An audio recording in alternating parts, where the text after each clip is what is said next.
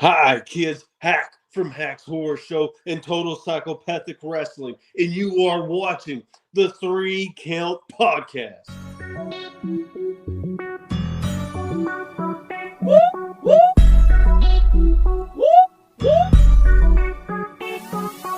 I'm in fashion, roll cold. Welcome everybody to another great edition of the Three Count Podcast presents Now Entering, and I'm your host, Clifford Red Dog Miller, the man that leads you up that mountain called wrestling. And by now you would want to say it after our 200 and something episode, I am your Sherpa, because like your tribal chief, acknowledge me.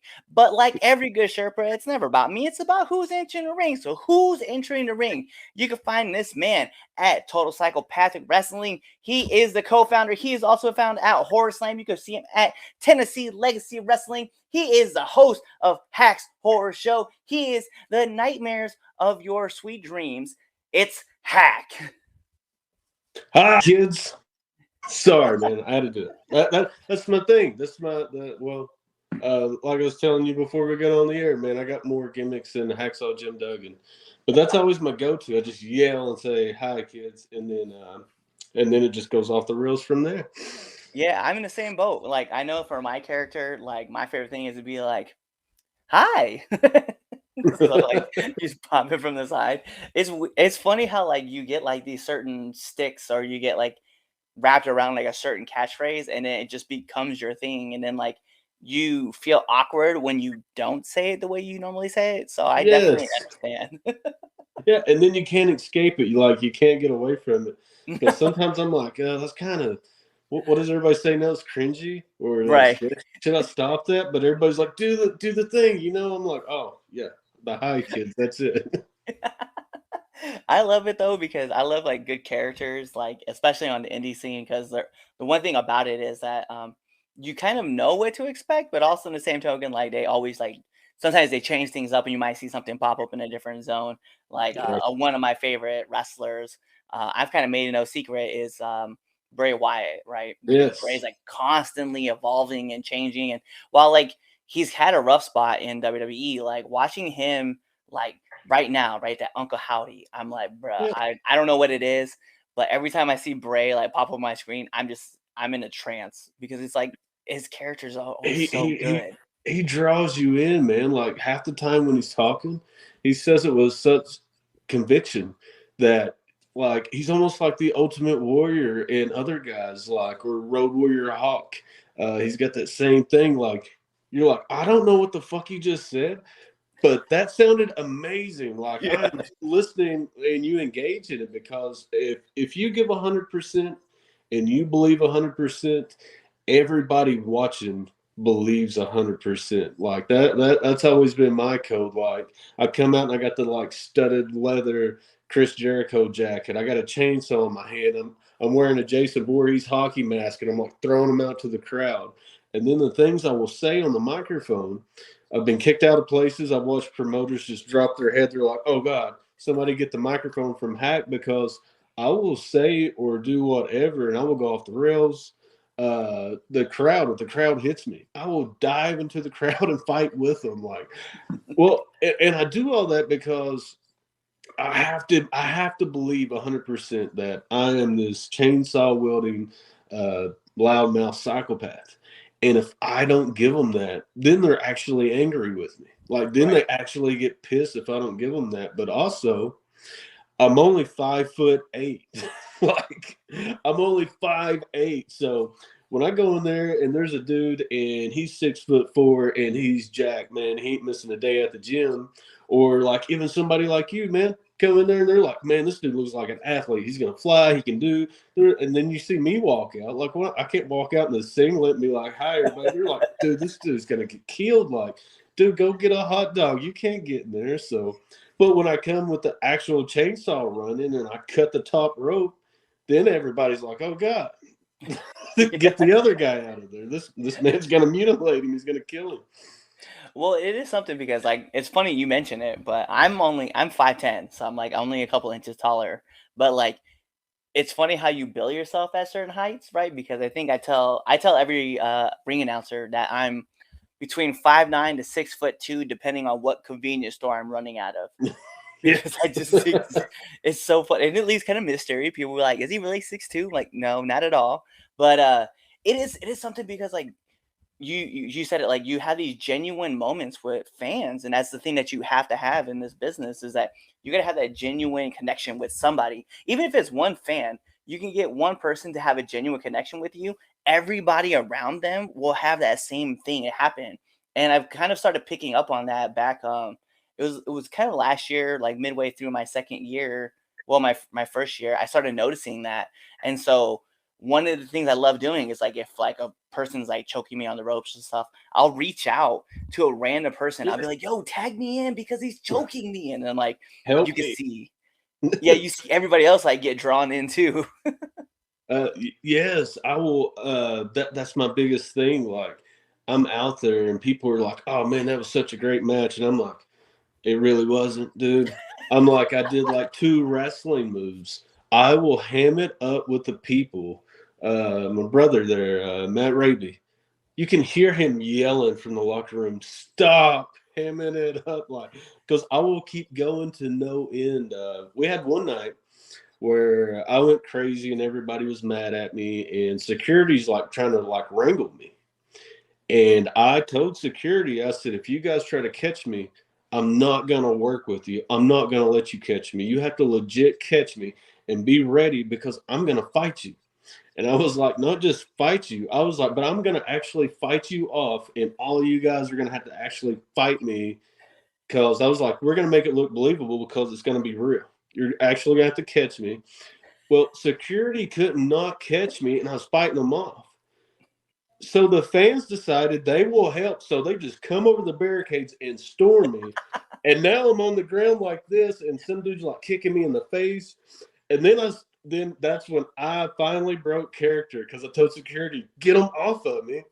But they were still trying to play along with the gimmick to like hold me. So they're like holding me, and the mob of people's just kicking me.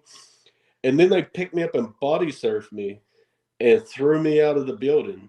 But of course, while they're body surfing me, all the people, I'm like reaching down and hitting them and kicking them and yelling like Chucky, "I'll be back. I always come back." Like all the way fighting. And they threw me in the back of a van.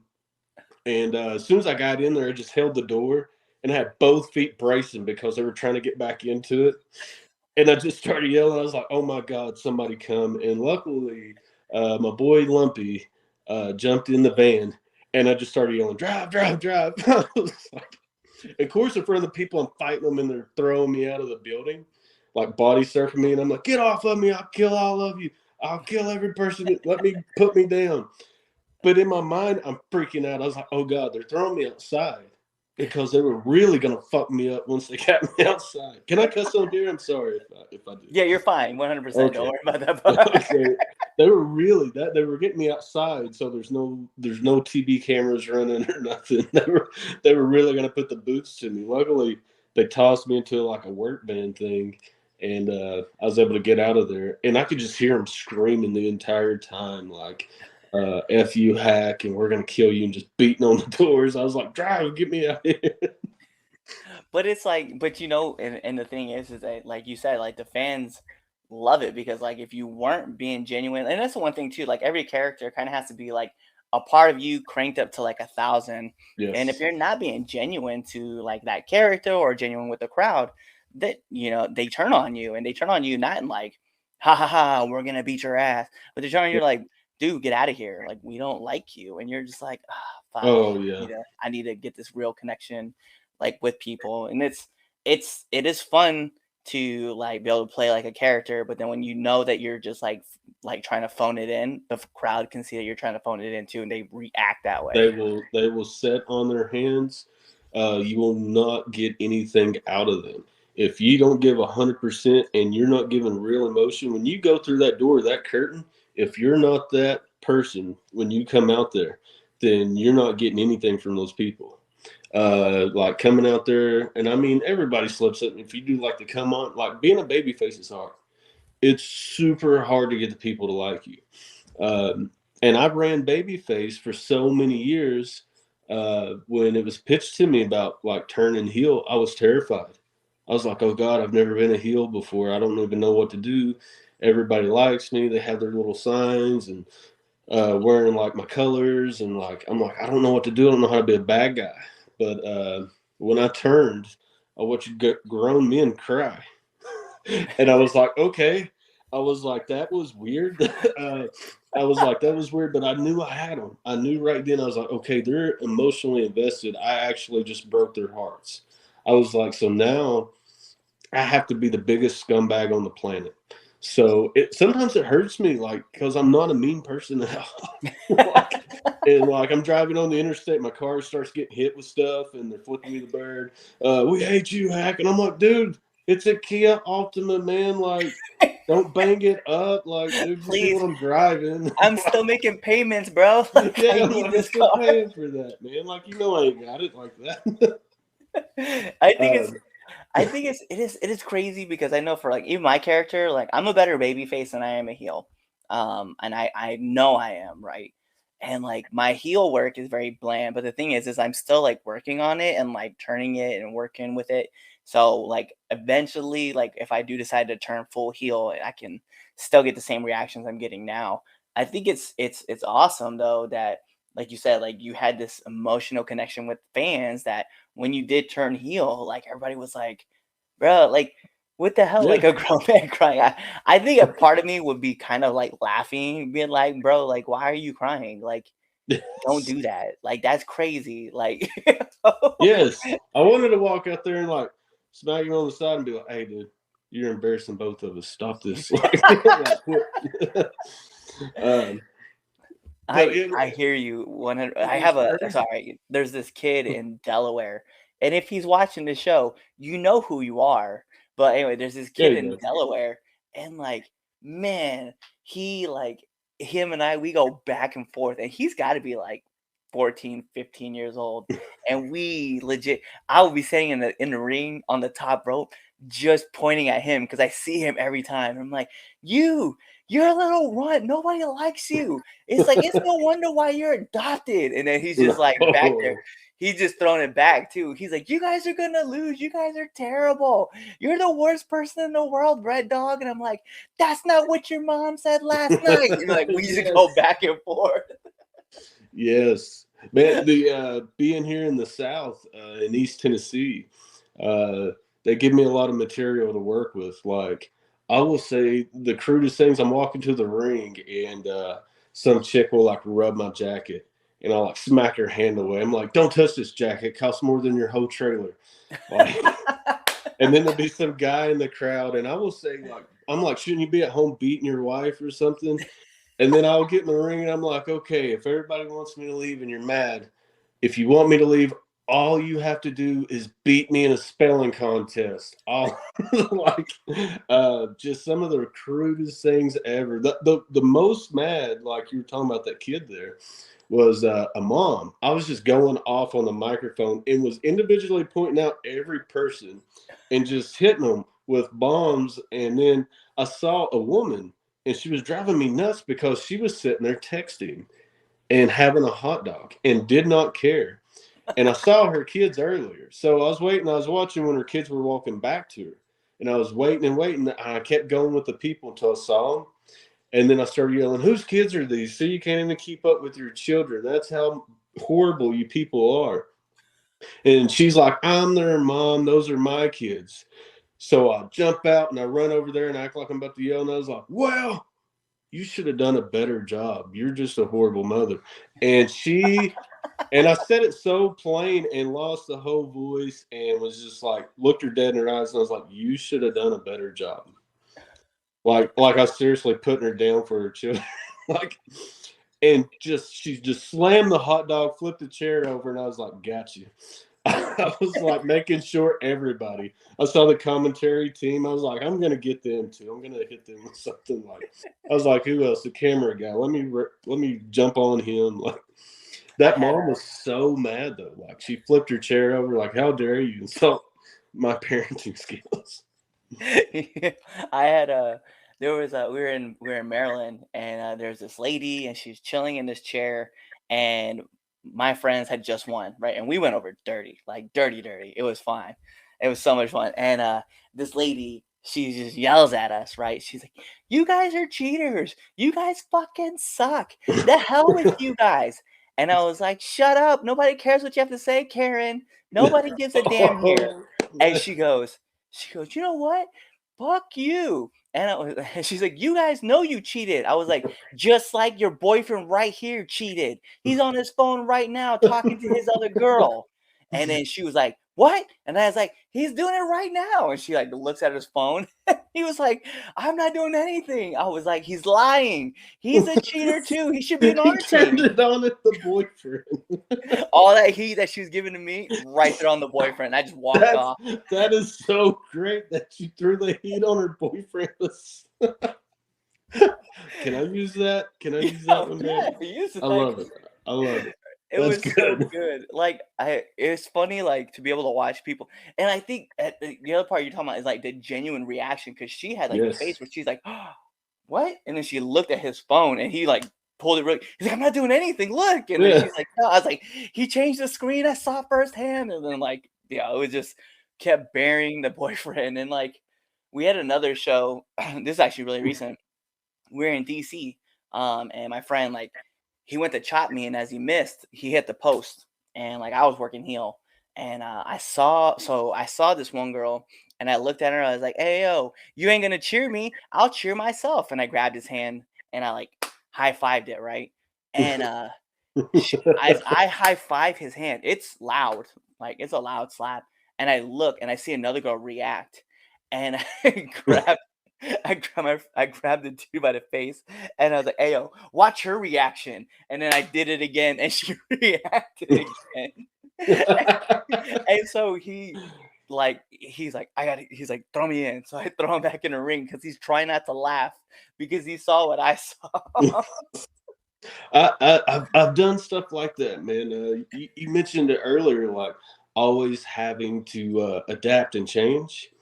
And I noticed I was at one show, and it's kind of like it's not really local, but it's close to me. So I've seen a lot of the same fans I normally see at just the regional stuff. And it started happening, man. Like I was the bad guy, and I was despised and hated. But then it started working and getting over.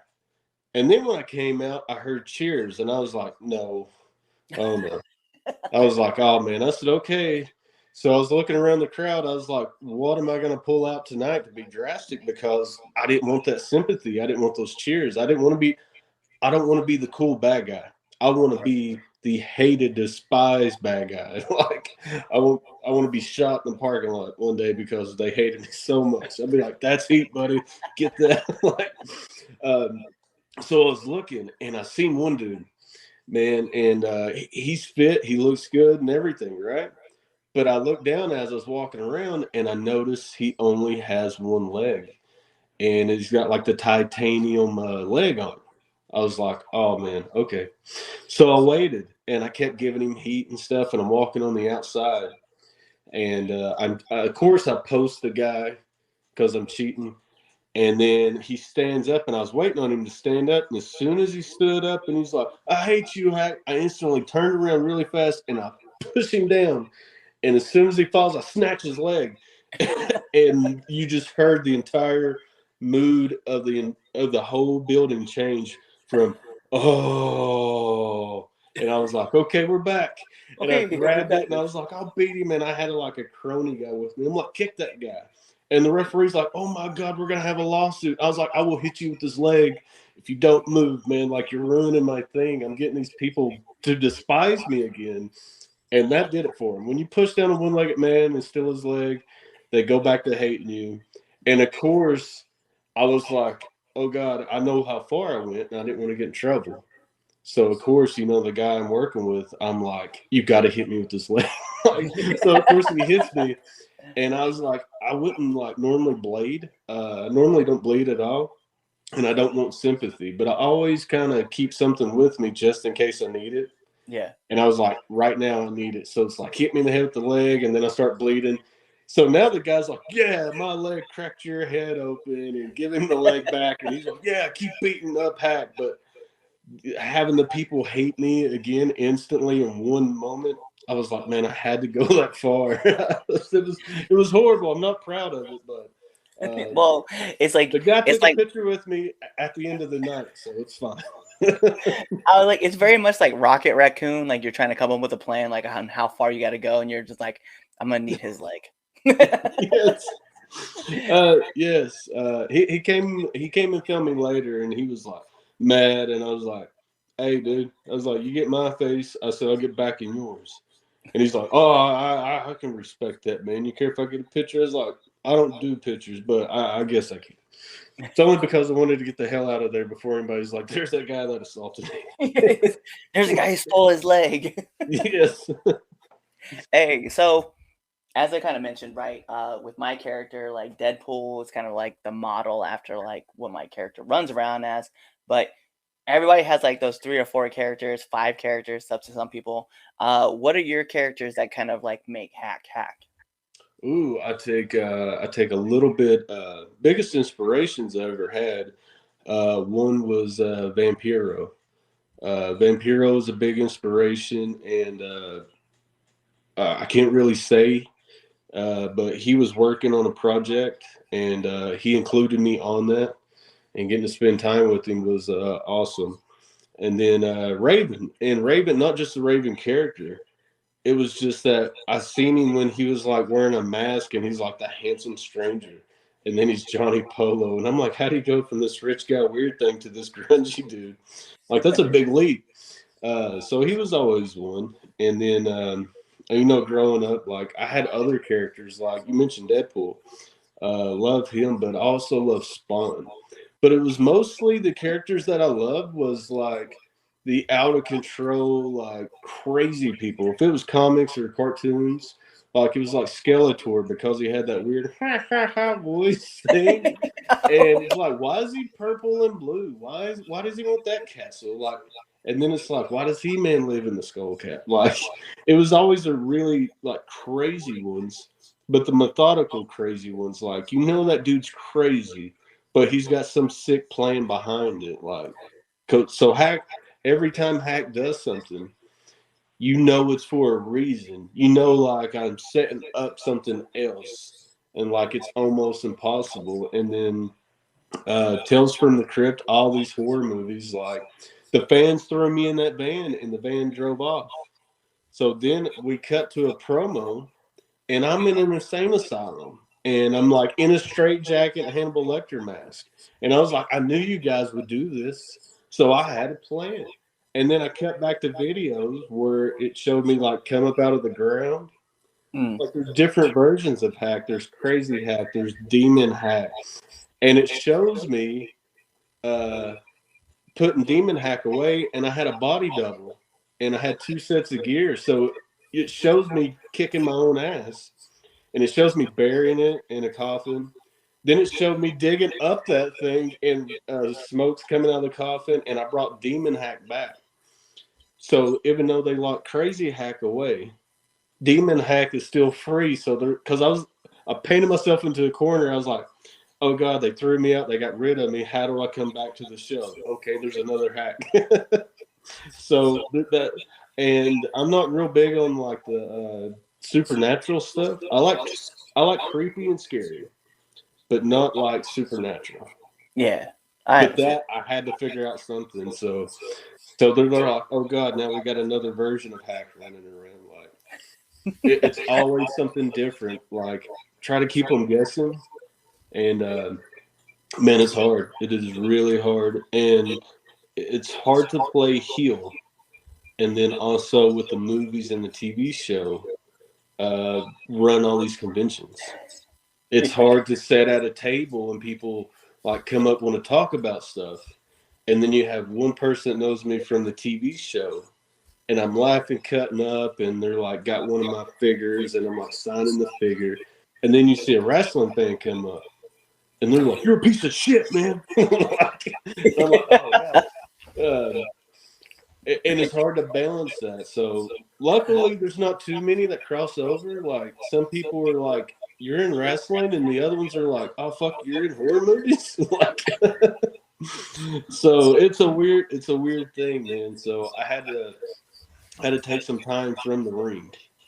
I did to get all these conventions and movie things out of the way, so like nobody's gonna stab me at like a premiere or something. So I had to like give the hack like a break for a little bit, and like man, I'm loving. I'm still having fun. There's so much stuff I can do, and maybe one day I go back to being the good guy, but not anytime soon. It's It's like, paying too well to nah. be the bad guy. So, all right, man. Well, like one of the questions I love asking a lot of people too is like, and it kind of sounds like you've already kind of explained it, but I'm just kind of curious if you wanted to either elaborate more or just kind of reiterate. But what's one of the hardest lessons you've had to learn being in the business? Oh God, the hardest lesson I ever learned. Oh my God, I've learned a lot of hard lessons. Man, where do I start? Never take the person you're out there with for granted. Uh, don't let don't like allow anybody to take liberties with you. That's how you get hurt. That's how you get put out. If they want to do something cool, that's fine as long as they know how to do it. Accidents happens, but on the indie scene, man, it's getting harder out there on the indies. People think it's easier to get into the business. Maybe so, but to stay in the business and make money, it is getting super hard, especially when you have guys that can like do this incredible stuff out there, man. Like when they can do the 450s and can do all the dives and all that stuff, and then keeping up with them and trying to like do that. But hard lesson to learn is don't ever like take your opponent for granted or let them take you for granted. Never underestimate anything. Be nice to the veterans, or they will hurt you out there in the ring. Never think that you're just because you're over in one place, that you're popular in one area, that you're popular everywhere. Because you will get your feelings hurt easy. You'd be like, "Oh, dude, everybody loves me," and you come out and everybody's like, "Who's this guy? He looks dumb." Uh, don't ever like assume anything. Never be disrespectful to anybody. Be nice to everyone, man, because it comes back. It all comes back around, man. People talk. The fastest way is to get be a dick, man. Then every referee, every commentator, and then when it leaks to the people, you're done. So like referees, the runners in the back, the new guys setting up the ring, the guys trying to break in, man, be cool to them. Ring announcers, some of the fans, especially if it's a weekly show or a monthly show and they're there every time spending their money, be cool with that person, man. They're supporting you. Like other people's like, oh, I support your dreams. I'm like, you've never paid or bought a ticket to see me. I don't even know this guy. And he's wearing my T-shirt that he paid for, and he follows me around.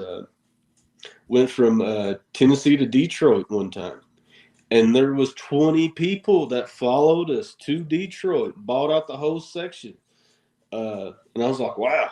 Like I can't now we got groupies, man. They're following us. Like, oh, like, can you guys help me? Can I ride back with you guys? The car broke on the way up here. Like, um, but man, I kind of branched off there. Sorry, I do that. You gotta wrangle me back sometimes, man. No, actually, what's funny though is that like while you're like talking and stuff, like you're bringing up great points. Like don't take people for granted, right? Never. Don't obviously let people take liberties on you. That's definitely a Yes. top. And then like you said, like just be grateful and just be respectful while you're in the back. Like you said, veterans, if you like. Veterans will keep it professional, but they'll let you know real quick that you got out of line. Yes, and they'll and wrangle don't you back in. and don't ever miss out on those opportunities. I see so many times you're in a locker room and there's a guy with like 10 years, there's a guy with 20, and then there's people that you recognize from TV. And everybody wants to like get a picture and like have a beer and hang out. I'm like, man, just go sit underneath that tree because if you sit your chair up beside them and you just sit there and listen, they will just start dropping knowledge on you left and right and just start feeding you and so many tricks, man. And everybody's like, "Oh, well, I know how to work." I'm like, "Well, some of it ain't work in the ring. Some of it is how you make more money. Some of it is how you talk to promoters. Some of it is how you handle referees. Some of it is how you handle a fan at the Waffle House. There's so much stuff you can learn from them. They've been there. And they'll drop that knowledge on you. It's not just in ring knowledge, your storytelling, your psychology. It's so much more aspect to the business. And man, I'm trying to get here, but I skipped all these steps. Well, he'll throw in there these steps you need to do. And then next thing you know, you're making $10, and then you listen to a couple of vets and you got better at it. Now you're making way more money. And it's like nothing changed, but you listen to them, and it goes on from there, and you build more of a crowd, sell more merchandise. Man, there's never take that for granted. If there's a veteran sitting in that locker room and you're just breaking in, go sit with him, go sit beside him, talk to him. Watch out for the phony vets. Sometimes 50-year-old dudes are in the locker room, been wrestling for a year, and they're like, yeah, I've been around, and they're putting their foot on the suitcase and taking pictures, talking about making rounds. I'm like, dude, I know who you are. You just started last year. Fuck off. I was with Tori Tanaka, and I'm like, what are you talking about? No, you wasn't. Like, I'm a wrestling historian, so when you get the old people throw out the names, I'm like, no, it was this person. They were born this day. They lived there. I met them once. Here's a picture of me and them together. Like, we have the internet now. You can't lie. Facts. It's funny though, because like I tell everybody, like when people ask me, I'm like, yo, listen, like it's my 3rd year in, and then a lot of people ask me questions like, well, how do you seem, and this is a question I've had legit asked, how do you seem to know so much about the business? I'm like, no, I've just lived a lot of life because I was in the military, and then just post all that. And then I have a podcast where I get to ask a lot of veterans more in-depth questions and to pick their brains. It's like, so I had to find my own unique way of like carving my own lane to be able to like, I don't want to say catch up because that's not the right word to use, but to like, I don't know, get a better understanding of how things work. Yes. Oh man, absolutely. I learned the hard way on all of it. I'm not a vet. I am not a good wrestler either. I'm not a great worker. I am great on a microphone. I'm a great salesman. Like I can sell you hack.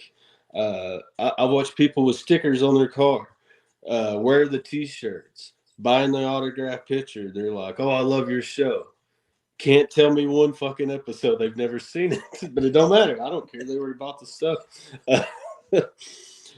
But those are the best ones, man. And it's that type of thing. Like, but I'm lucky because with Total Psychopathic Wrestling, doing the stuff with Matt Raby, watching him. But there's so many other guys there that are staple guys in that area that they are so good.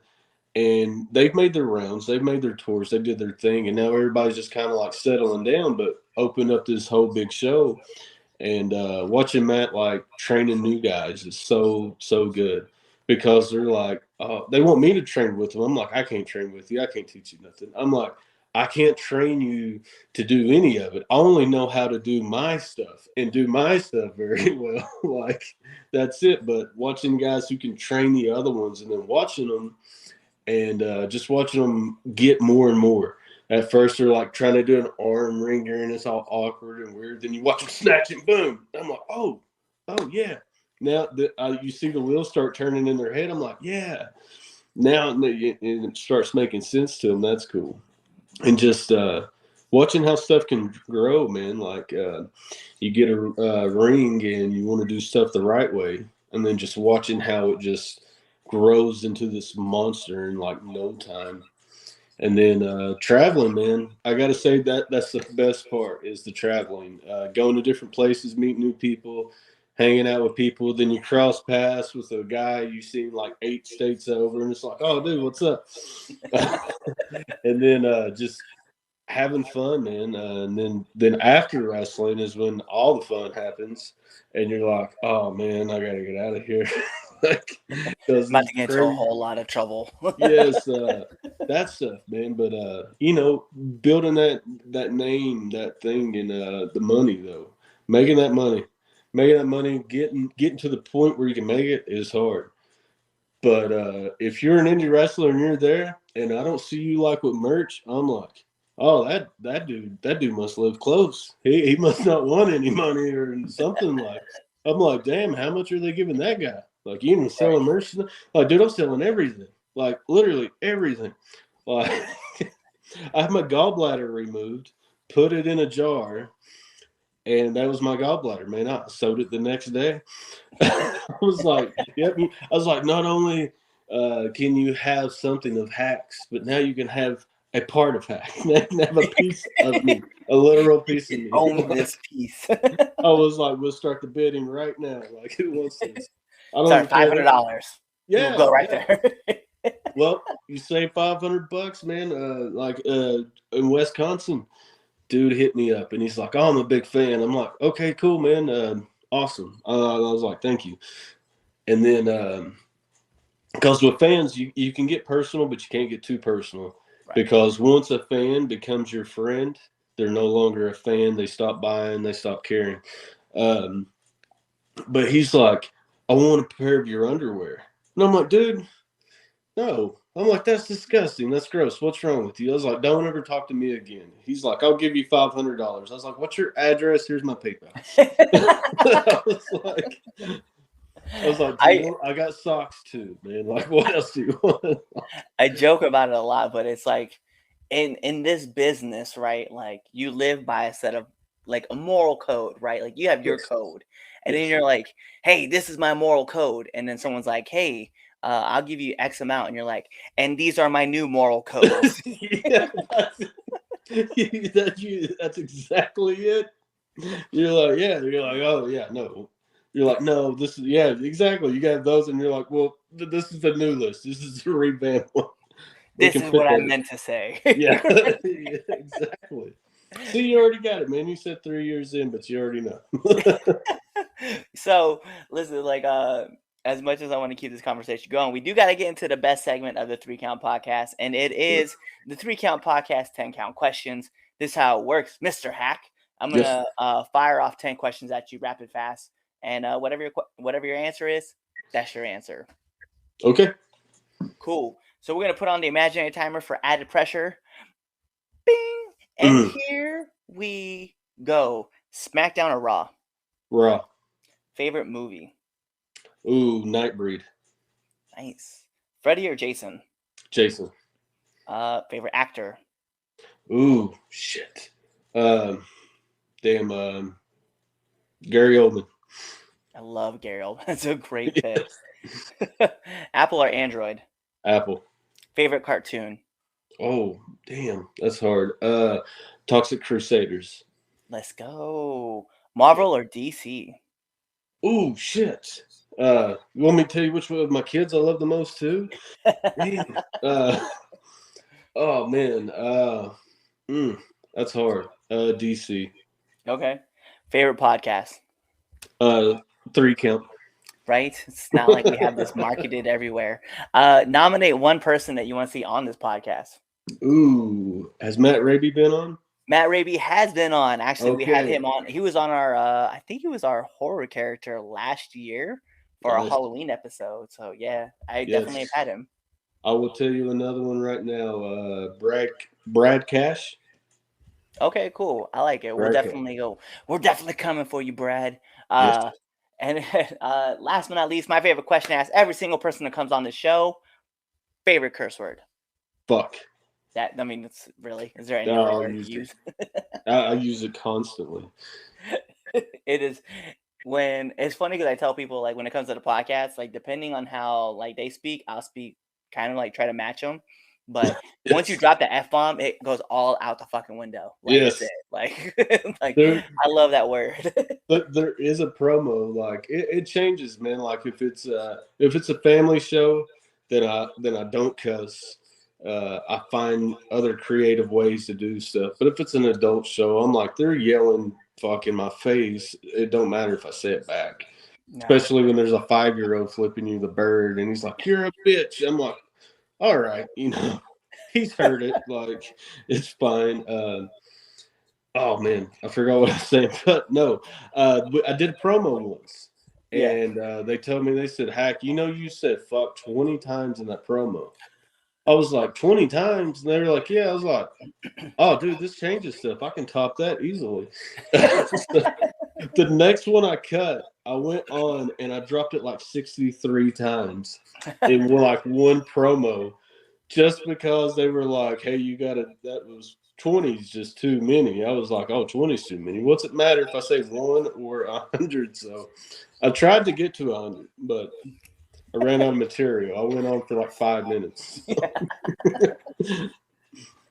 But, well, listen, those are all my questions I have for you. So, last thing I need is for you to let our listeners and our viewers know where they can find you. Yes, you can check out Hacks Horror Show movies, music videos, and all kinds of cool stuff going on. I'm Mr. Rogers for grown-ups. Check out Hacks Horror Show on Vimeo, on Roku, on the Monster Channel, so many other channels, Tingler Television. I'm banned on YouTube, but guess what? People bootleg all my stuff, so you can catch it all on YouTube from other people. Just put in Hacks Horror Show. Sure, it's all on there. Check out Total Psychopathic Wrestling. When you can do that, the Roku channel for Total Psychopathic Wrestling has been down. It's about to come up, and we are working with 3 different distributors for the entire Total Psychopathic Wrestling DVD line. So get ready. Next Christmas, you can fill your stockings with all these crazy deathmatch wrestling videos you want, and so much more. Follow all that stuff on Facey Space, InstaFuck, and everything else on Twitter. Stay off my Reddit, and always listen to the 3 Count. And Hack is a terrible wrestler, but I always love all of you kids forever. Well, there you have it. He gave you where you can find everything with Total Psychopathic Wrestling, as well as himself. So you guys know what that means. Like every great part of a wrestling match, we got to take it home. Because this is the 3 Count Podcast presents Now Into Ring, and I'm your host, Clifford Red Dog Miller, the man that leads you up that mountain called wrestling. But like every good Sherpa, it's never about me. It's about who's entering the ring. And who's entering the ring today? You see him right there. The man, the myth, the legend, the leader of the horror show, Hack himself. And you know what that means. Tune in to the next episode and be there, or you're legitimately just following us on all of our social media platforms. You're buying our merch on ProWrestlingTees.com/the 3 Count Podcast. You're subscribed to our YouTube channel. You're following us on Spotify. You're leaving us 5-star Frog Splash reviews on Apple iTunes. You're doing all this great stuff. You're telling your friends about us, because that's more important. You're telling your friends about how cool of a show this is. Or you're really just waiting for this episode to end. You're waiting for the I hope outro. not. And then you're choosing another episode to listen to. Peace. What's going on, 3 Count Nation? I'm Clifford Red Dog Miller with the catchphrase. But what I really want you to do right now, go to twitter.com, right? Go over there, find us at the 3 Count _ pod, give us a follow, give us a like, give us a comment. We want to talk to you guys. Go to IG at the 3 Count pod. Give us a like, give us a follow, leave us a comment. We want to interact with you. Go to youtube.com, give subscribe, turn the bell on, turn the notifications, leave a comment. We want to talk to you. Go to anchor.fm/the 3 Count Podcast, and in there, you can leave us a message, and we will talk to you. Basically, what I'm trying to tell you is that we want to talk to you. We want to have fun with you guys, and we love listening to what you guys have to say. Also, one thing I need you to do for me, the 3 Count Podcast also has merchandise. Oh! At ProWrestlingTees.com/the 3 Count Pod. Please go buy our t-shirts. We love you guys, and we hope you love us too. So show us some support, please.